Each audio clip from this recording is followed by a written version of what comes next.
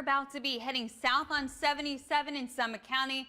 Be prepared to have your drive be 25 minutes longer than usual.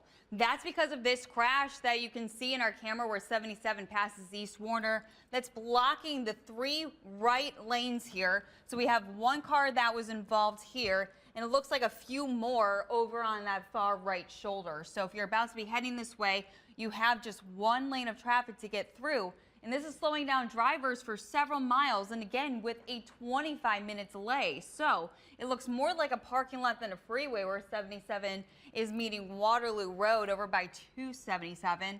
And if you're going to be even further up north, like where we have 77 in East Wilbeth, you're also going to be seeing that heavy volume. So again, if you're about to be heading south on 77 through Summit County after East Wilbeth Road, your drive's going to be nearly a half hour longer than usual. But I do have a report. This stretch of slowdowns that was impacting drivers in Strongsville and Brunswick on 71 is caused by a crash that's still blocking at least one lane and causing drivers to be heavy on the brakes, staying under 20-mile-per-hour speeds, and at least an extra 10 to 15 minutes still added onto their drive. 15 to even 30 minutes late getting home. So first, let me bring you over to the slowdowns that are impacting drivers on 71 from Strongsville to Brunswick. Now, I'm not getting a report of a crash or a breakdown or construction causing this, but what I can tell you for certain is that right now there's a 5-mile stretch of very heavy traffic that's only creeping along 6 miles per hour. So if you have loved ones who are about to be heading this way just south of the turnpike on 77, they're going to be 25 minutes late getting home at least. But that's not the only slow spot, as you can see here where 71 meets Royalton Road.